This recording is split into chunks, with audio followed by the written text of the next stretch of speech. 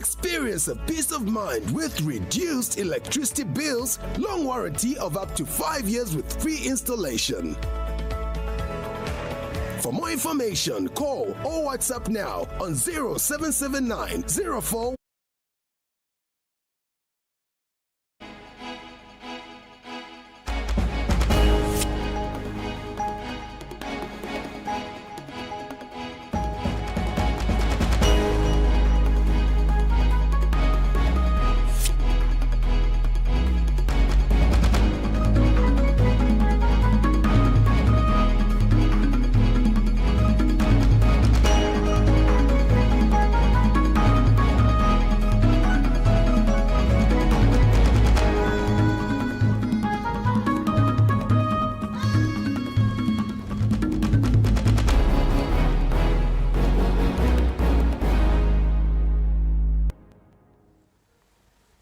It's a lovely day. Welcome to Hope Channel Zambia, media that changes lives.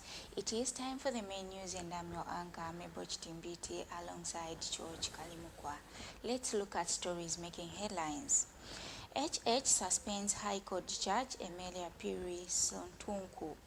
Local government PS calls for quality works from local contractors. Government expert reacts on Constitution Parliament. Nyemba Town Council sets over 3 million towards bursaries. This plus more stories. Join us after the break. Get ready to receive a faithful companion in a book titled The Vessel of Hope. This biblical book is an associate for inmates that will offer them a message of healing, purpose, and restoration. It sparks a light that shines even in the darkest places. The Vessel of Hope can be purchased and distributed by NGOs, churches, individuals, and organizations interested in social rehabilitation and prisoners' well-being. Order your copy today at 100 kwacha for a single copy and 700 kwacha for a set of 10 copies. Get in touch with our distributor Denny Chileka on 0977 473815 or 0966 473815. Remember, your purchase of the Vessel of Hope can be an inmate's turning point. Welcome back with the details. I'm Meboch Timbiti. President Hakainde Hichilema has suspended High Court Judge Emilia Piri Sontunku with immediate effect following recommendations from the Judicial Complaints Commission (JCC). The announcement was made in a statement issued by State House today. Justice Sontunku is the Mansa High Court in charge. According to the press release, the suspension is made under Article 144 of the Constitution of Zambia, which grants the President authority to act on the advice of the JCC in matters concerning judicial conduct. Justice Sontunku has served on the bench since 2010 in a senior member of the judiciary and has held key positions including judge in charge of both Ndola and Mansa High Court. Local Government and Rural Development Permanent Secretary for Technical Services Nicholas Piri has expressed disappointment over the poor workmanship exhibited by some local contractors engaged in drainage construction in the city. Speaking after inspecting the Mumbwa drainage works and Simon Mwewa Lane Market, Mr. Piri stated that the ministry prioritizes local, small and macro businesses as target beneficiaries for such projects to enable them participate in the country's economic activities. Mr. Piri says, however, expressed disappointment by the lack of patriotism exhibited by local contractors, as can be seen by poor workmanship. The permanent secretary emphasized that for decentralization to be successfully implemented, the government expects local contractors to carry out works with speed, patriotism, quality, diligence, and responsibility. Meanwhile, Mr. Piri urged traders to refrain from leasing their stands at Simon Mwewa Lane and other markets in the city. He advised marketeers to always rise with the local authority when seeking trading spaces in council-run market rather than relying on individuals who claim to have influence.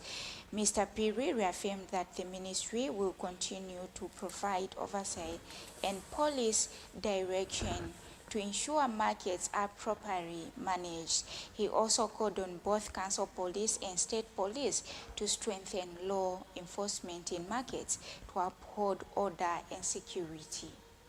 Give local, small and micro businesses as our target beneficiaries, because local government is about getting the local people participate not only in governance but also in economic activities. And we expect therefore that the local people, the citizens that are given an opportunity to provide a service to the country are going to do it with patriotism, with diligence and responsibility.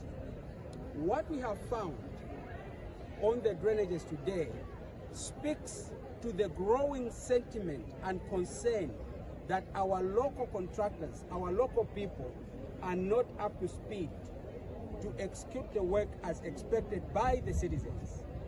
So it's a challenge we are throwing to the local contractors, that government is giving you an opportunity to do the work.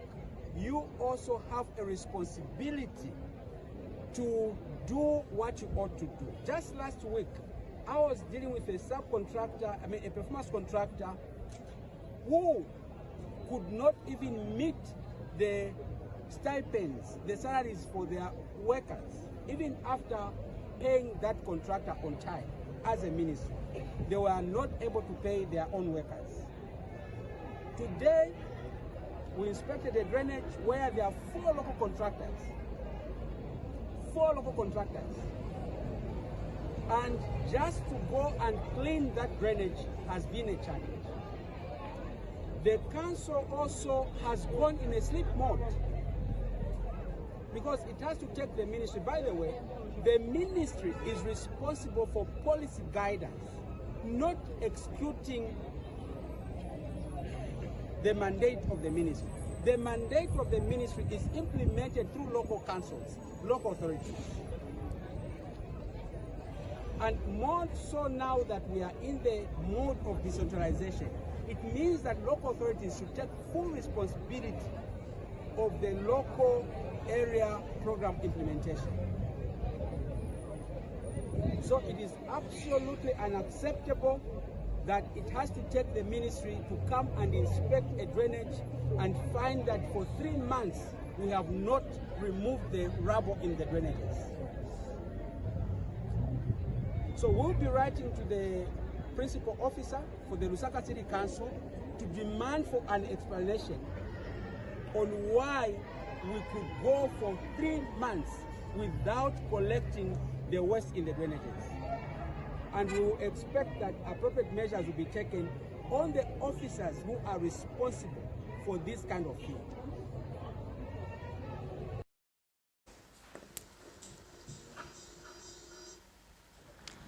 The United Party for National Development, UPND, has announced a series of major achievements in the mining sector on the Copper Belt.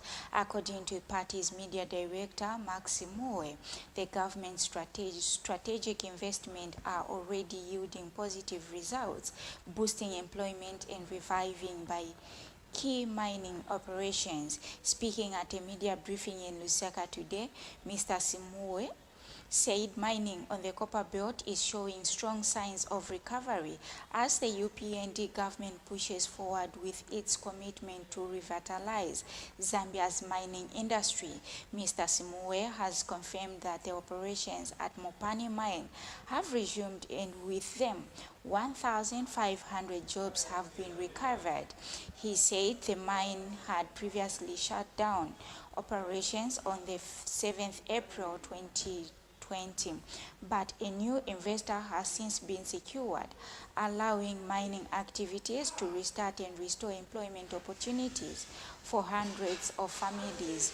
Meanwhile, Mr. Simue has disclosed that Mimbula mine is preparing to enter phase 2 of its expansion forecast on underground operations. He said this phase 2 alone is expected to create jobs for around 1,500 individuals, with over 2,000 people said to benefit in total through direct and indirect employment. Lubambe mine. Lubambe mine is based in Kirilawombo. You will remember that it's a mine that was mismanaged. We now have a new investor, JCHX. It is one of the mines in the country that have very good copper deposits. And it is our considered view that we have again delivered under President HH's leadership. And we know that between 1,500 to 2,000 citizens will get their job as a result of revamping Lubambe mine, which has just been taken over by an investor. Now that is a milestone for us. So once at full production, it is expected that Lubambe mine should give us at least 100,000 metric tons of copper annually. What does this mean? We are trying to get to our envisaged 3 million tons so that we make Zambia a net exporter again. That's where we are getting. We also have Chuguluma mine, of course, which was closed. We have investors coming in there. So far, not less than 600 citizens have to get jobs at Chuguluma mine. The ongoing constitution-making process in Zambia has sparked fresh debate, with some experts questioning both its timing and intent. Government expert Francisco Mumba says the process has long been contested, often because of perceptions surrounding them in power. In an interview with Hope News, Mr. Mumba said Zambia's constitution-making journey has rarely been a smooth one, saying public distrust often clouds the process, particularly when reforms are initiated by those in power. He urges that while suspicions may be understandable, it risks distracting from the bigger picture, which is the purpose behind constitution reform itself.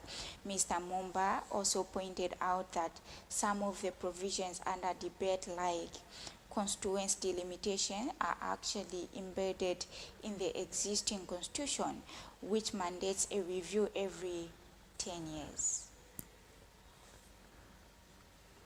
Constitutional making process in this country has never been smooth. It has always been contested. The reason is very simple. We always view those that are in government to be doing things that want to entrench them being in government. And this is where we make a mistake. We are not looking at the reason behind constitutional making process. But at the same time, Bright, I would have thought government should have been more prepared over this. I think we are aware. I think the writing was on the wall that you beginning to do constitutional making process towards an election is always, a recipe for a lot of noise making, and this is what you see today. Probably government could have avoided. But at the same time, I think some of the provisions that are being stated today, it's as a result of the Constitution itself. For instance, it is indicated that delimitation itself must be done, within 10 years or after 10 years. It is from that perspective that government wants to address the issue of delimitation. But others have raised an issue also that they should have provided probably much more information, especially which areas are those, or the delimitation report. Which are these areas that government intends to do delimitation? The reason is very simple, because people are suspicious that probably government is going to pick areas that they seem to be very popular.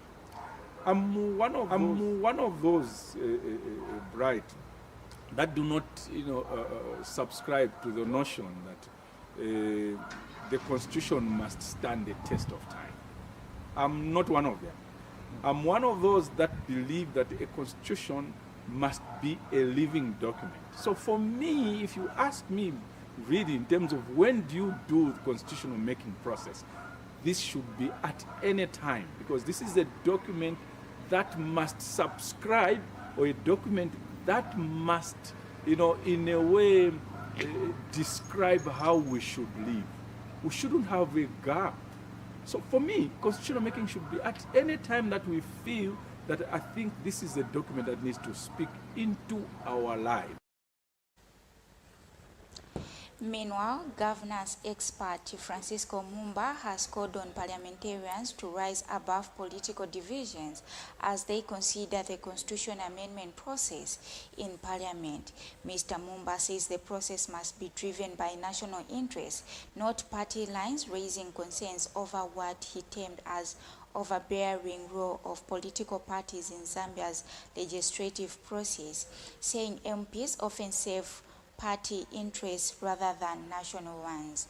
He emphasized that the constitution should reflect the values and needs of all Zambians and not become a political battleground. He was speaking in an interview with Hope News in Lusaka. Right, this shouldn't be a partisan issue. That's a starting point for parliamentarians. Whether you want it to pass or you don't want it to pass. But the key issue should be that this should not be a partisan issue.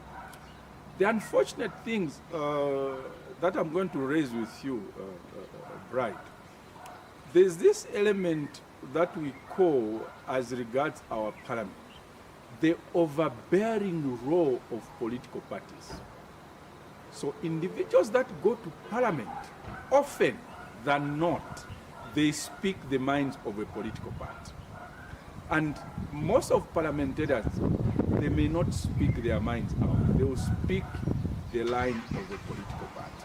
And this is the more reason I'm saying it is critical that those that are in parliament today, whilst we know, yes, there's this overbearing role from your political party, go and debate with the mind that we should have a constitution tomorrow that is going to be embraced by everybody. Unfortunate as it is now, which you have seen, there's so much division around this document, which is supposed to be uniting us, as I indicate. We now take a set of commercials. We'll be back shortly.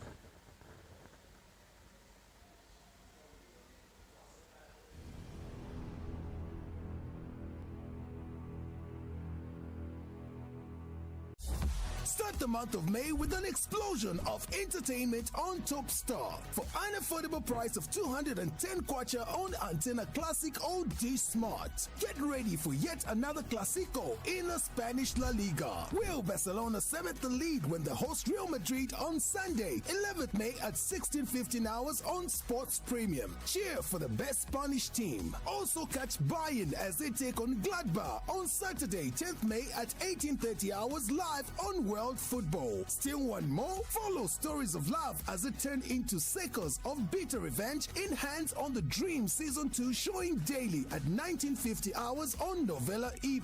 Let the kids continue to enjoy holidays with exciting shows on CBBS, Tsunami and Jim Jam plus more. So don't be left out. Grab yourself a Top Star decoder now. Top Star, enjoy digital life.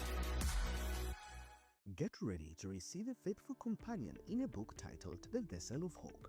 This biblical book is an associate for inmates that will offer them a message of healing, purpose, and restoration. It sparks a light that shines even in the darkest places. The Vessel of Hope can be purchased and distributed by NGOs, churches, individuals, and organizations interested in social rehabilitation and prisoners' well-being. Order your copy today at 100 kwacha for a single copy and 700 kwacha for a set of 10 copies. Get in touch with our distributor, Denny Chileka, on 0977 473815 or 0966 473815. Remember, your purchase of the Vessel of Hope can be an inmate's turning point.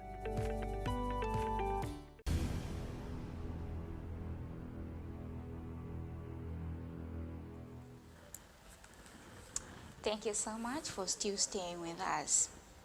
Nyimba Town Council has budgeted 3,602,115 kwacha Constituency Development Fund under skills component to be spent on sponsoring students under skills training in 2025.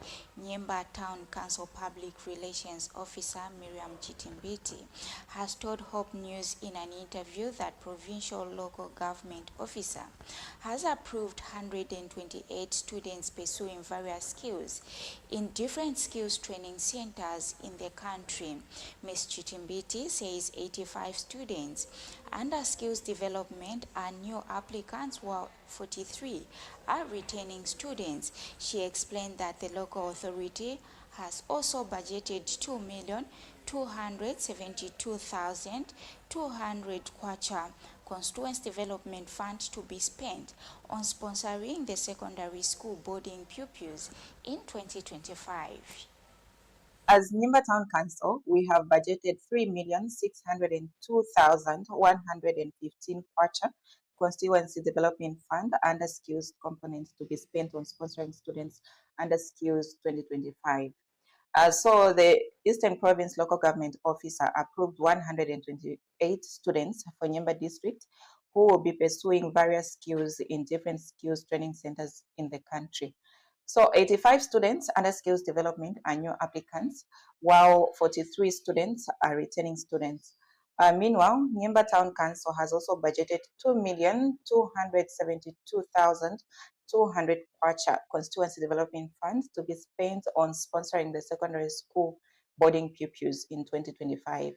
The local authority submitted the list of 756 pupils under 2025 Constituency Development Fund CDF bursary component, which all the learners were approved by the provincial local government officer. This is the highest number of learners the local authority is sponsoring since the inception of the secondary school boarding bursary component in 2021. Furthermore, 573 are returning students or learners, while 183 learners are new applicants for the year 2025. The local authority has also since advertised for the 2026 CDF applications for all categories, apart from the loan empowerment, whose funds have been directed to other developmental projects in the district by the ministry. The Ministry of Health in Nyimba District has recorded a slight reduction in the number of teenage pregnancies during the first quarter of 2025. Speaking in an exclusive interview with Hope News after the stakeholders meeting in Nyimba District, adolescents focal point person Oscar Mumba says the district has recorded 470 teenage pregnancies from 1st January to 31st March 2025. Mr. Mumba has explained that during the same period in 2024, the district recorded 597 teenage pregnancies. He has attributed the decrease to different interventions by the Ministry of Health and non-governmental organizations that have come on board to fight against teenage pregnancy in the district. Mr. Mumba has further appealed to parents and traditional leaders to come on board and educate adolescents on the disadvantages of teenage pregnancy. And Nyimba District Administration Officer Geoffrey Mumba has commended the stakeholders for supplementing government's effort in the fight against teenage pregnancy. Meanwhile, Nyimba District Guidance and Counseling Coordinator Prince Chabinga has appealed to the adolescents to refrain from illicit activities. In terms of teenage pregnancies that we recorded in the said quarters, so quarter 4 2024, we recorded 30%, which was equivalent to 454 teenage pregnancies. So 30%, that was when you try to do the maths, the total pregnancies that we recorded all 4 age bands, we recorded 898. So that percentage was 30%. somewhere there. So when it came to Q1 2025, we stood at 28%, which was 470 teenage pregnancies. In short, what we've seen when we try to compare the quarters, the quarter 1 of 2024 and Q1 of 2025, we've seen a reduction because in Q1 of 2024, we were at 33%, and Q1 2025 was 28%. So to the stakeholders and the parents, just like I mentioned, to say this fight, it's not for only Minister of Health, but it's required intervention from all stakeholders, all the parents, to try and contribute one or two things toward this fight. To the adolescent, let them concentrate in important things such as schools, doing some important activities which will help them be responsible leaders in the future, and also to be as the ambassadors to this world that indeed they are not a spoiled generation. The fact that we abandoned our culture, we want to cling to the Western culture, which we haven't fully embraced. So we are abandoning and we are clinging to this one. So we are suspended now. We are just swinging in the middle like a swinging pendulum. We don't know exactly where we can. That's why it's even very difficult today to teach our children. We don't even know exactly what to tell them for them to be good children tomorrow. So we need to put our heads together, because we have identified the problem. We need to come up with a solution going forward so that we know how to help the coming generation.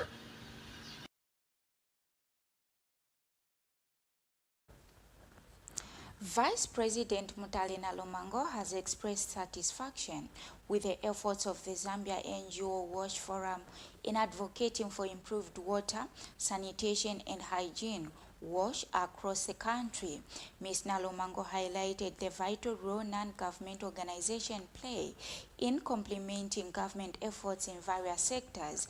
She was speaking during her tour of the forum's exhibition stand at the ongoing PanAFCON 3 at Mulungushi International Conference Center in Lusaka, hosted by Zambia.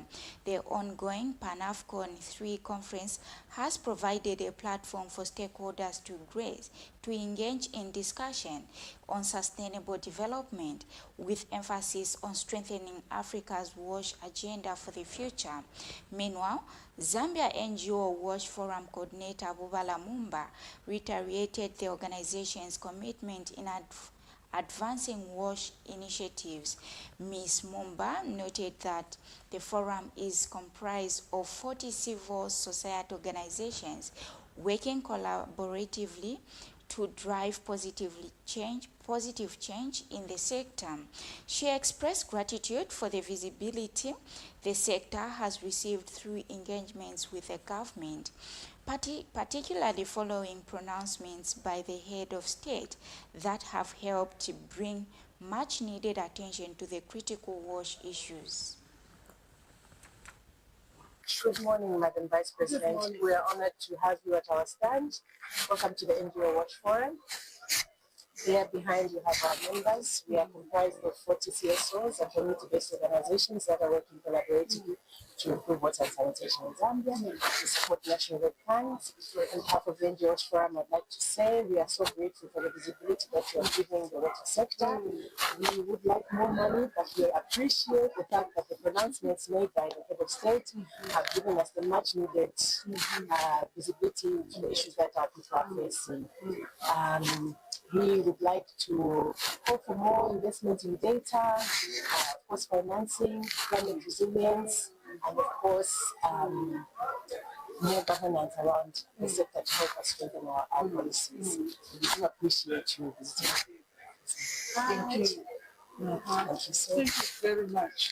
Thank you. We appreciate the work you do. You also bring visibility to what government is doing. So